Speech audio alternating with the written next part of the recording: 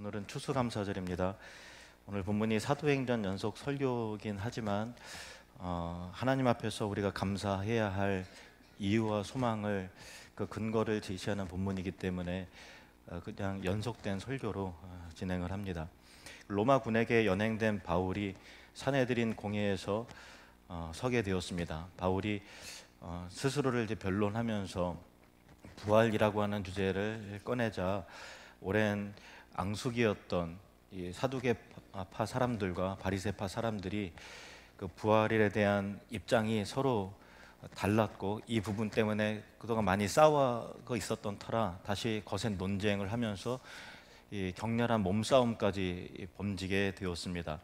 그래서 그 사이에서 바울의 몸이 거의 찢겨질 것 같은 그런 그 상황 속에서 로마군의 천부장은 부하들을 명해서 바울을 그곳에서 빼내오라라고 명했고 다시 바울을 로마군의 요새로 차갑고 어두운 감방에 넣었습니다. 그날 밤 바울은 고독하고 정말 외로웠을 겁니다. 몸은 성한 데가 없었습니다. 자신은 예루살렘에서 이제 곧 죽게 될지도 모르는 일이었고 또 예루살렘을 두르고 있는 이 어둠의 세력 가운데서 예루살렘 교회와 성도들과 지도자들은 지금 무엇을 하는지 침묵하고 뿔뿔이 흩어져 있는 그런 상태였습니다.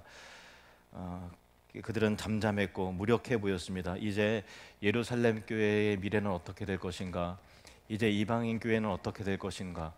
또 선교의 미래는 과연 어떻게 될 것인가? 하는 너무나 불투명한 미래가 바울로서는 굉장히 고통스럽고 암담했을 겁니다. 그날 밤에 예수님이 바울에게 나타나셨습니다. 그리고 주님이 바울 곁에 서서 말씀하십니다. 11절 말씀. 그날 밤에 주께서 바울 곁에 서서 이르시되 담대하라. 내가 예루살렘에서 나의 일을 증언한 것 같이 로마에서도 증언하여야 하리라 하시니라. 바울은 예수님을 통해서 결국 혼자가 아니라는 사실을 깨달았습니다. 예수님은 바울에게 나타나 너는 혼자가 아니다라는 것을 일깨워 주신 것이죠. 우리가 성경을 읽을 때 자주 창세기부터 요한계시록까지 성경을 계속 읽다 보면 분명히 깨닫게 되는 진리 중에 하나가 하나님이 지금 나와 함께 하시는구나, 나를 홀로 그대로 내버려 두시는 분이 아니시구나 라는 것을 지속적인 말씀의 은혜 속에서 우리가 깨닫게 됩니다. 여호수아 1장 9절 우리 함께 읽겠습니다. 내가 네게 명령한 것이 아니냐, 강하고 담대하라. 두려워하지 말며 놀라지 말라. 내가 어디로 가든지 내 하나님 여호와가 너와 함께 하느니라 하시니라. 시편 23편 4절 다윗의 고백이죠. 시작. 내가 사망의 음침한 골짜기로 다닐지라도 해를 두려워하지 않을 것은 주께서 나와 함께 하심이라. 주의 지팡이와 막대기가 나를 안위하시나이다. 할렐루야. 여러분, 사망의 음침한 골짜기, 정말 죽음이 두려워지는 그 골짜기로 지날지라도 하나님이 여러분과 함께 하시는 줄로 믿습니다. 이 세상의 온갖 어려움의 시기뿐만 아니라 정말 요단강을 건너가는 사망의 그 강을 건널 때에도 하나님이 여러분과 함께 하실 줄로 믿습니다. 하나님이 함께 하심은 하나님의 아들이 이 땅 가운데 그 육신을 입고서 우리 가운데 거하심을 통해서 더 분명하게 증거되었고 확실하게 이루어졌습니다. 마태복음 1장 23절에 보라, 처녀가 잉태하여 아들을 낳을 것이요 그 이름을 임마누엘이라 하리라 하셨으니 이를 번역한즉 하나님이 우리와 함께 계시다 함이라.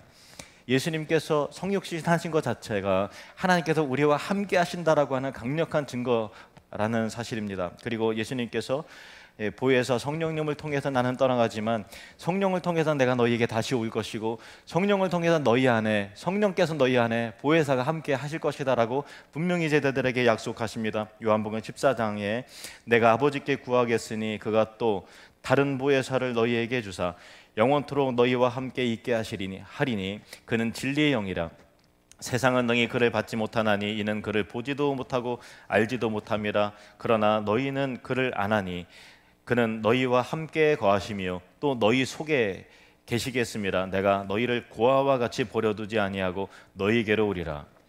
그리고 예수님께서 구속의 사역을 이루시고 십자가에 죽으시고 부활하십니다. 부활하시고 나서 승천 직전에 제자들과 만나셔서 이렇게 분명하게 약속을 하십니다. 마태복음 28장 20절, 내가 너희에게 분부한 모든 것을 가르쳐 지키게 하라. 볼지어다 내가 세상 끝날까지 너희와 항상 함께 있으리라 하시니라. 내가 세상 끝날까지 너희와 항상 함께 있으리라 하시니라. 믿으시는 분 아멘 하시길 바랍니다. 아멘. 히브리서 13장 5절 하반절에 그가 친히 말씀하시기를 내가 결코 너희를 버리지 아니하고 너희를 떠나지 아니하리라 하셨느니라. 내가 결코 너희를 버리지 아니하고 너희를 떠나지 아니하리라 하셨느니라. 하나님이 나와 함께 하신다라는 것, 나를 어렵고 힘든 그 순간에 고아처럼 버려두지 않고 내 옆에 계시고 내 안에 계시고 또 나와 함께 하신다라는 것을 확신하면서 살아갈 때 우리는 이 사실 하나만으로도 어떤 순간에서도, 어떤 위기 속에서도, 어떤 고립의 순간에서도 감사하고 기뻐할 수 있는 능력이 여러분 안에 있는 줄로 믿습니다. 바울 곁에 나타나신 예수님은 말씀하셨습니다. 바울아, 너의 사명은 여기 예루살렘에서 끝나는 것이 아니라 로마의 심장부까지 다다를 때까지 계속 이어지게 될 것이다. 예루살렘에서 너가 나를 증언한 것 같이 로마에서도 너는 나의 증인이 될 것이다. 분명히 말씀하셨습니다. 그의 사명을 다시 일깨우시고 옆에서 분명하게 생생한 언어로 교훈하시는 것입니다. 함께 하시는 하나님이 나와 함께 하신다는 것만으로 위로가 되시는데, 그 하나님이 오늘날 살아서 역사하심으로 나를 교훈하시고 이끄시고 말씀하시고 계시하신다라는 것 자체가 얼마나 큰 감사와 능력인지 모릅니다. 하나님의 말씀이 우리에게 주어졌다는 것이 얼마나 큰 위로요 격려요 감사입니까?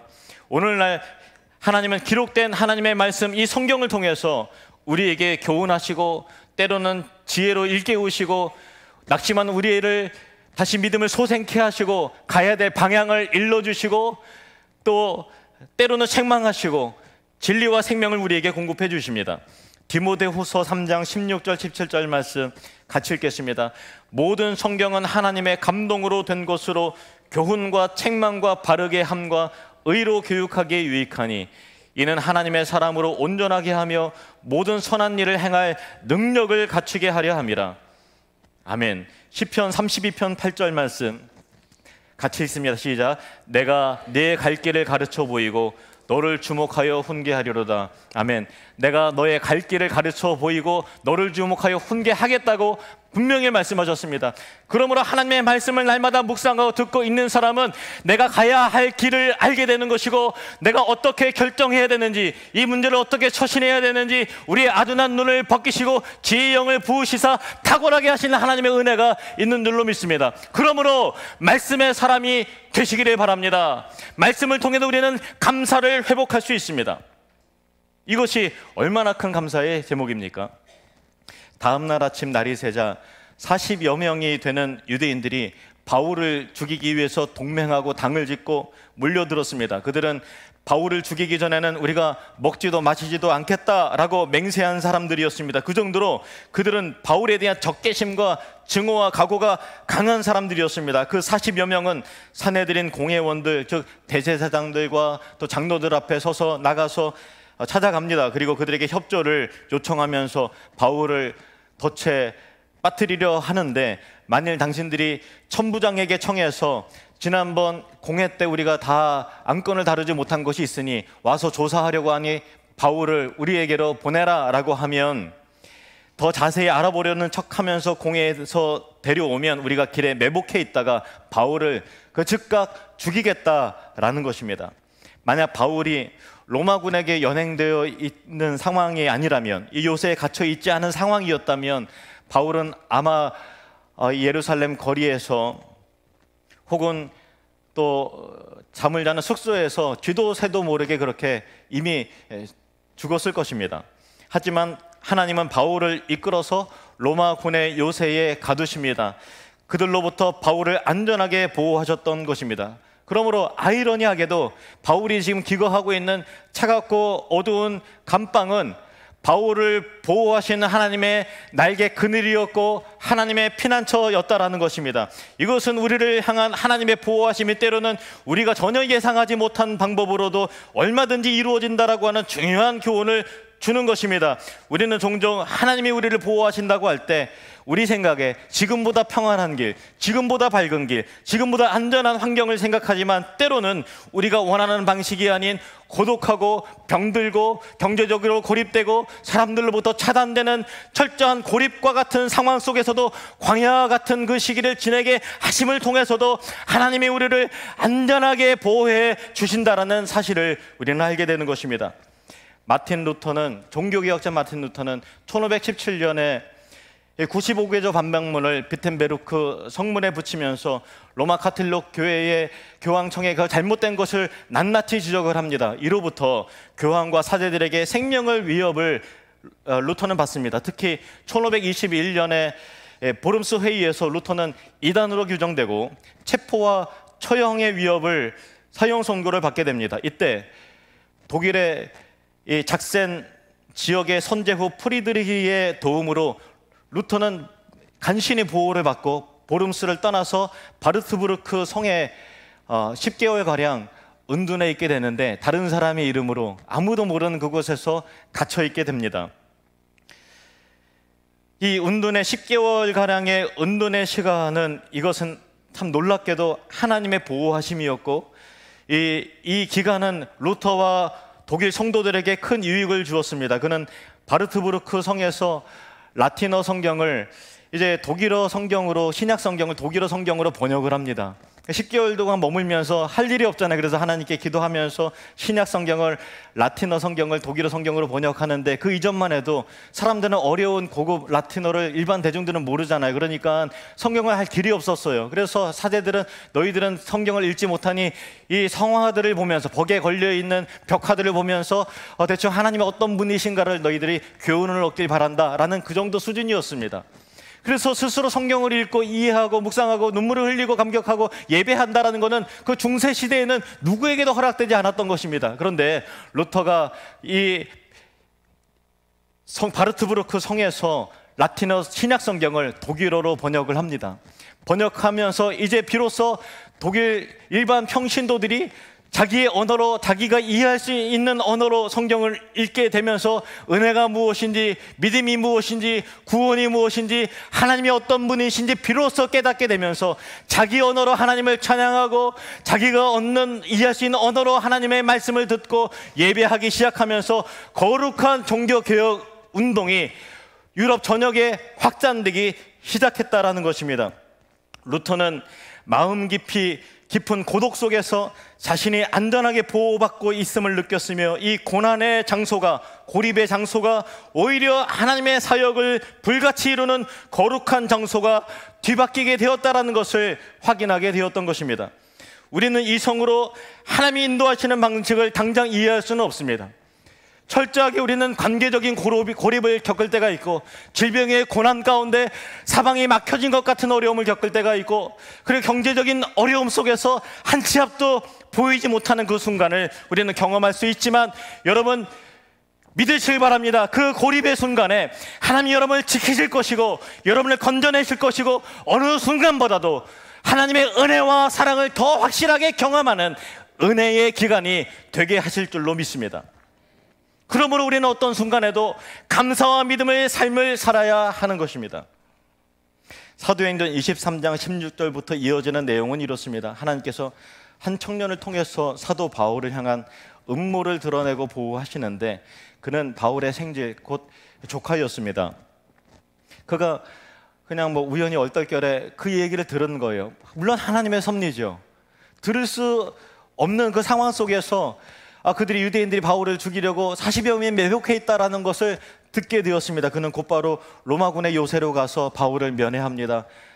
그리고 이 사실을 알리고 바울은 백부장을 불러다가 자기 조카를 천부장에게 보내어서 유대인들의 음모를 전하게 합니다. 천부장은 그의 말을 듣고 조용히 계획을 세워서 바울을 안전하게 지키기로 결단을 합니다. 천부장은 바울을 며칠 관찰해 보니까 그가 흉악범이 아니라 지금 죄수의 신분은 여기 있지만 흉악범이 아니라 정말 위험한 자가 아니라 신뢰할 만한 정말 덕망 있는 사람이라는 것을 그 며칠 만에 깨달았던 것입니다. 내가 이를 보호해야 되겠다. 그래서 천부장은 바울을 유대인들의 살해 위협으로부터 철저한 경비를 구축해서 바울을 총독 벨릭스가 있는 가이사랴로 안전하게 이송하기로 결정하고 보병 200명, 말탄 기병 70명, 그리고 창병 200명, 모두 470명의 군인들을 동원해서, 그리고 바울을 그냥 보내는 것이 아니라 말 타고 갈 수 있는 짐승까지 동원을 해서 가이사랴까지 안전하게 전 군이 호송을 하면서 그렇게 지켜내기로 결단을 하는 것입니다. 바울은 갇힘 속에서도 하나님의 특별한 보호하심과 은혜를 경험하게 되는 거예요. 여러분 인생을 곰곰이 한번 생각해 보시길 바라요. 내가 질병을 겪었을 때, 참담한 일을 겪었을 때, 가장 큰 위기 속에서 그 순간이야말로 하나님의 갇힘 속에서도 하나님의 은혜가 무엇인지를 경험하게 되는 은혜의 기간이라는 것을 여러분은 인생의 여정을 통해서 아마 알 것입니다. 혹 이 가운데서 정말 앞이 보이지 않는 흑암 가운데 거하실지라도 여러분, 소망의 하나님, 그 빛 가운데서 나를 인도하시는 그 하나님을 여러분 꼭 사모하는 마음으로 경험하게 되실 줄로 믿습니다. 해외에서 포커싱 리더스 사역을 저와 함께 하시는 분 중에서 태국 치앙마이에서 중국인들과 태국인들을 대상으로, 중국에서 직접 복음을 못 전하기 때문에 중국에서 선교사들, 지망생들을 이제 불러 모아서 선교사 훈련을 시키는 거예요. 그리고 태국 청년들도 이렇게 길러내는 일들을 하시는 이 박남진 선교사님과 마연석 선교사님, 이 부부를 저는 잘 알고 있습니다. 친하게 지내요. 이 두 분은 몇 개월 전에도 몽골에서도 저희 부부와 함께 연합해서 포커싱 리더스 사역을 했습니다. 근데 한 2, 3주 전부터 기도 제목이라고 하면서, 물론 종종 기도 편지를 보내주셨지만은 최근에 오늘 본문과 정말 유사한 그런 겪게 된 일을, 기도 편지를 보내주셨는데 조금 길지만 이걸 그대로 여러분에게 읽어드리겠습니다. 이 기도 편지, 이 일기를 통해서 성도가 만나는 고난과 그 속에서 감사의 꽃이 어떻게 피어나는지, 그 어두운 순간에서도 하나님은 어떻게 역사하시는지에 대한 중요한 교훈이 되기 때문에 이 기도 편지, 카톡으로 보내받은 이 기도 편지가 오늘 설교의 결론이자 또 여러분의 삶의 적용점이 될 것입니다. 10월 28일 그 마연숙 선교사님에게 온 기도 편지예요. 3일 전 오후 저희 복음 카페에 이민국 경찰 10여 명이 갑자기 들이닥쳐 저를 이민국으로 연행하여 조사하고 저는 항동 경찰서 구치소에 감금되었습니다. 죄목은 노동증명서 없이 불법으로 카페에서 직업에 관여했다는 것입니다. 카페는 태국 목사님 명의로 시작했습니다. 물론 한국인이 자기 명의로 할 수 없는 상황이에요. 선교사니까 특히. 그래서 태국 목사님 명의로 시작한 것을 이제 걸고 넘어지는 거죠. 3년간 복음 카페 사역을 하면서 태국 청년들을 위한 자립과 복음 전도에 초점을 맞추고 달려왔는데 이런 일을 당하게 되네요. 이틀 뒤 법원에서 최종 판결을 내리는데 벌금형과 강제 추방 당한다고 합니다. 남편은 불편한 구치소에 홀로 있는 저를 보며 마음이 찢어지지만 선교지에서 추방당하는 더 큰 고통을 당하지 않도록 간절히 기도했습니다. 항동 경찰서 구치소 첫날 저는 홀로 하나님 앞에 머물렀습니다. 어쩌다 내가 구치소에 오게 되었나. 하지만 곧 나와 함께 하시는 주님을 바라보니 그 상황이 받아들여졌습니다. 그래, 주님은 날 위해 항상 좋은 것을 예비하시지. 지금도 주님은 나와 함께 하시지 라 생각하니 이내 마음에 평안과 기쁨이 찾아왔습니다. 조용히 말씀 읽고 기도에만 전무할 수 있는 시간을 주심을 감사했습니다.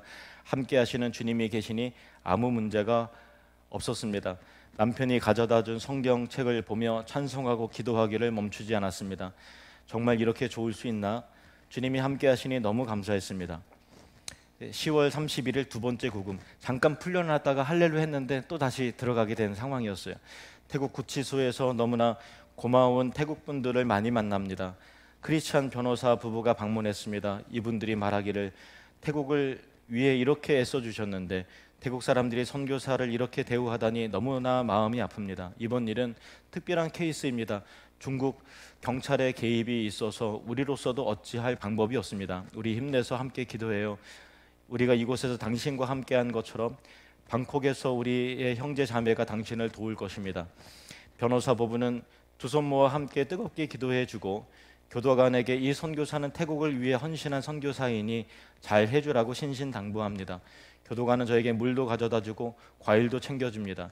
핸드폰도 10시 전까지는 자유롭게 쓰라고 건네줍니다. 함께하는 태국 형제 자매들이 있으니 너무나 큰 힘이 됩니다. 언제 방콕을 거쳐 한국으로 들어가게 될지 모릅니다. 비자가 취소되고 추방을 당하게 됩니다. 블랙리스트에 오르면 5년간 입국이 금지됩니다. 사도 바울이 죄수의 신분으로 로마까지 가게 되었지요. 아버지의 선하신 뜻을 알 수 없지만 모든 과정 가운데 하나님의 선하신 뜻이 드러나길 기도합니다. 11월 2일 밤새 유치장 안에 오고 가는 소리, 잠들기 전까지 들려오는 TV 소리, 혼란 중에서도 주님을 신뢰하고 편히 잠을 잤습니다. 태국은 행정 처리가 정말 느립니다. 비자 취소하고 방콕으로 가는 절차를 밟는 데만 며칠이 걸립니다. 주말이니 이틀을 더 기다려야 합니다. 방콕 이민국에서도 2주 정도의 시간이 지나야 한국으로 갈 수 있다고 합니다. 곳곳에서 기도하는 소리가 들려옵니다. 많은 분들이 기도하고 있다고 소식이 전해옵니다. 제 마음은 더욱 주님의 선하심으로 견고하고 흔들림이 없습니다. 시편 34편 8절 너희는 여호와의 선하심을 맛보아할지어다 그에게 피하는 자는 복이 있도다. 11월 4일 월요일입니다. 박난지 선교사님 이제 카톡이 왔어요. 아내는 매일 아침 치앙마이 경찰서 구치소에서 방콕으로 아내는 내일 아침 치앙마이 경찰서 구치소에서 방콕으로 이동합니다. 빠른 시간 내 서류 절차가 이루어지고 블랙리스트에 오르지 않도록 기도 부탁드립니다. 만약 블랙리스트에 오르면 5년간 태국 입국이 불어댑니다. 주님의 은혜가 절실히 필요합니다. 저는 모레 방콕 가서 상황을 지켜봐야 할 것 같습니다. 선교는 사랑입니다. 이제 마현숙 선교사님 글이에요. 긴 주말이 지나 기다리던 월요일 아침 이민국 경찰이 드디어 찾아왔습니다. 경찰차를 타고 이민국으로 이동. 어떤 결과가 나왔을지 혹시나 했던 특별한 결과가 나오지는 않았습니다. 이제 방콕 이민국으로 가는 것이 결정되었습니다. 이민국 경찰분과 공항에 가서 방콕행 비행기 표를 구매했습니다. 내일 아침 8시 20분 출발. 최종 추방 결정을 받으러 갑니다. 중국 비밀 경찰의 개입으로 어떠한 방법도 받아들여지지 않았습니다. 하지만 생각보다 일이 순조롭게 빠르게 처리된다는 생각이 듭니다. 내일 아침 일찍 방콕으로 가게 되어 너무 감사했습니다. 남은 모든 절차들이 순풍에 달듯 잘 진행되어지길 기도합니다. 늘 함께 하시는 주님을 느낍니다. 17년간 정들었던 치앙마이를 이제 떠납니다. 우리의 사랑하는 어린 자녀들은 이제 성인이 되었고 사랑으로 훈련시킨 중국인 선교사들은 세계와 열방으로 파송되었고 복음 카페의 젊은 청년들은 주님의 사람으로 자립하고 무엇보다 17년간 우리 부부는 고군분투하며 늙은 것이 아니라 익어가고 언제 이렇게도 빨리 시간이 후딱 지나간 걸까요? 많이 부족했지만 많이 사랑했고 열정을 다했고 힘을 다하여 달려온 우리의 젊음 정말 수고했다. 기특한 하나님의 딸로 참 잘 살아왔다. 스스로 토닥이며 격려합니다. 언젠가 오게 될 끝맺음 한순간 한순간 후회 없이 사랑하고 섬기고 기쁨으로 감사로 매듭짓고 싶습니다. 빌립보서 4장 4절 주 안에서 항상 기뻐하라. 내가 다시 말하노니 기뻐하라. 이제 박남기 선교사님이 또 카톡을 보낸 거예요. 아내가 지금 구치소에서 치앙마이 공항으로 가는 중입니다. 이제 17년간 사랑하며 사역했던 치앙마이를 떠나는 아내의 뒷모습에 눈물이 갑자기 하염없이 복받쳐 쏟아져 내려옵니다. 11월 8일 할렐루야. 사랑하는 아내 마사보는 14일간의 이민국 구치소에서 지내다가 오늘 밤 드디어 방콕 공항에서 인천으로 떠납니다. 물론 5년 동안 입국 금지라는 딱지를 붙인 채로요. 작은 실수로 인해 일어난 일이 본의 아니게 태국과 중국의 간섭으로 추방 조치를 당하지만 그럼에도 새롭게 인도하실 주님을 찬양합니다. 모든 것을 아시는 주님께서 또 저희의 발걸음을 새롭게 인도하심을 믿습니다. 아내는 한국에서 일단 회복과 쉼이 필요합니다. 내년에는 졸업하는 딸과 함께 포항에서 지내려고 합니다. 저는 내년 3월까지 약속이 잡힌 사역 일정을 마무리하고 집과 비영리 법인과 훈련원 등을 정리하려고 합니다. 아내가 받은 상처와 데미지가 있을 텐데 모든 영육이 회복되도록 기도 부탁드립니다. 그리고 중국에서 5년. 이분이 중국에서도 추방당해서 태국으로 가셨는데 태국에서 또 추방당하신 거예요. 태국에서 17년. 정말 태어나서 이렇게 고통스러운 경험을 처음 겪었습니다. 이제 마음을 다시 주님께로 향하며 중국을 사랑하고 태국을 사랑한 선교사로 계속 살고 싶습니다. 11일 추방 전날까지도 변호사분들이 추방과 동시에 100% 블랙리스트에 오를 것이고 그렇게 되면 5년간 태국에 입국이 금지된다 했습니다. 추방 당일 한국분 두 분이 함께 추방을 당했습니다. 그분들은 범죄 사유로 태국에서 3년 9개월 징역형을 마치고 한국으로 귀국하는 분들입니다. 공항 임흥국에서는 그분들에게 서류를 전달하며 당신은 블랙리스트에 올랐고 5년간 태국에 입국할 수 없다고 분명히 알렸습니다. 그런데 저에게는 아무런 서류를 주지 않는 겁니다. 그래서 이민국 직원들에게 바로 묻지는 못하고 공항 이민국 문을 나와서 경관에게 물었습니다. 저는 서류를 받지 않았는데 혹시 블랙리스트에 오르지 않은 건가요? 아, 맞아요. 당신은 한국으로 출국해서 다시 서류를 잘 준비해서 태국에 다시 들어오면 됩니다. 와, 정말 놀랐습니다. 이민국 경관은 항공사 직원에게 저를 임기하고 떠났습니다. 그는 직원에게 이분은 좋은 분이니 잘 모셔주세요 라고 부탁까지 하셨습니다. 이렇게 마지막까지 큰 은혜를 입고 추방의 과정을 겪었습니다.